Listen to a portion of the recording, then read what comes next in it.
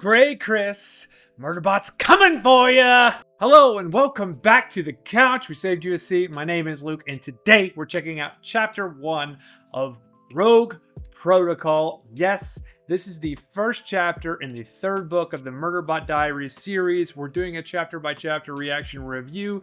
Rogue Protocol, if you want to buy the book and follow along, there's a link to the Amazon in the description of this video. Click the link, buy the book. If you want to support the channel, we also have memberships. It's like $2 a month. You can just, buy me a cup of coffee or something. It'd be great. Otherwise, we appreciate you following along. Here we go. Chapter 1. So, we're going to start at the end. Murderbot is looking to catch himself some evidence so GrayCris can eat it. Yes, Murderbot has reconciled its thoughts, and there are humans that it likes. It likes these humans. And so it's finding a way to get GrayCris in trouble. How is it going to do that, might we ask? Well, I like what he's done here, or it's done. I like what Murderbot's done here. See, Murderbot has found that Dr. Minsay is trying to go after GrayCris for what it did. And Murderbot likes Dr. Minsay. But Murderbot doesn't want to go with Dr. Minsay. And Murderbot might feel some, way about Dr. Minsay, and then it owes Dr. Minsay something. We don't know yet, but that's what it kind of feels like. It cares about Dr. Minsay. And it found that GrayCris was doing some pretty sketchy things, including terraforming a planet called Milu, and it never finished. And it never really got caught for never finishing. But Murderbot suspects that it was out looking for that, alien technology, that alien civilization, evidence of aliens. And when the terraforming ended or quit, or they stopped trying to terraform this planet, is when they noticed there was no alien stuff. Or they already got all the alien stuff. Either way, Murderbot's gone to find out, to provide evidence to Dr. Minsay that this has happened. Now, the crux of the chapter, that happens at the very end of the chapter. The crux of the chapter is about Murderbot getting dragged into being a supporter of the bot that runs the transport so it can keep security. And Murderbot kind of screwed up and was like, oh yeah, I'm a security consultant.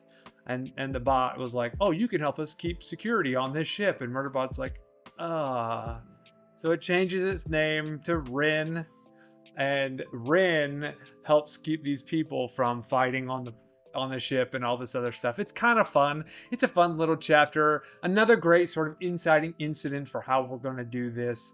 End of the day, though, Murderbot kind of stops these little squabbles, keeps these people from fighting. You learn a little bit about the people that are on the transport and where they're going. You learn about this guy named Arias, who is all these other people have sold 20 years of their labor in order for some big payout, which is essentially indentured servitude. They get free place to stay and whatever, but it's essentially indentured servitude. It's kind of sad. And Murderbot wonders about why don't they use constructs, but if they use constructs like Murderbot, then it's essentially slavery and it's servitude, and at least these people are volunteering to do this, or they're choosing to do this per se, rather than what constructs would be, which is essentially slavery. So, well, at least Murderbot references Tappan, notating that that's the case. Tappan, and maybe somebody else from the first book. But yeah, essentially, Murderbot wants to help bury GrayCris, and figures that if it can catch GrayCris doing malicious things or misleading things in order to make money or to destroy a planet through quasi-terraforming, it's going to. So most of the chapter is about how is Murderbot going to get to Milu in order to find out this information. Milu's pretty far away. It's at the edge of Corporation Rim. So it got onto this transport to get to Haveratten in order to get down to the Milu station. Here's the thing that's kind of interesting. So there are no, because it's a shutdown project, there are no ships designated to go to Milu, and but there is a company there, a small company that has, maybe like 100 or so people working at Milu. So it's kind of cool that Murderbot finds a transport ship with no designation to go to, but has the supplies for maybe 100 or 150 people, and it's maybe been sitting at Havratton for a little while, and it might be a ship that's heading that way. And so as the end of the chapter concludes, Murderbot's going to go try to find that ship, get on that ship, determine where it's going, determine how it's going to get there, as it's been sitting at that station for a little while, and it's probably going to be going to Milu. I'm also interested to see if Arias is a continuous character, as it did learn a lot from Arias, and we haven't learned from another character quite yet.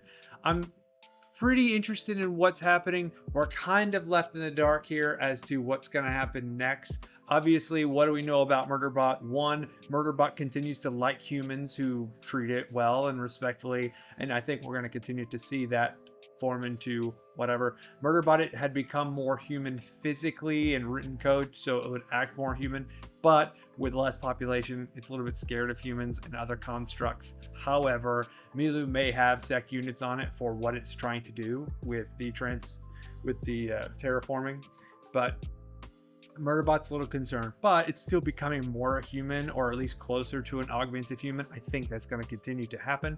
We'll see. And we're going to get into the crux of a relationship or a conflict or some other thing in the very next chapter. I'm sure of it. I'm excited to jump into it. So we're just going to conclude this video right here.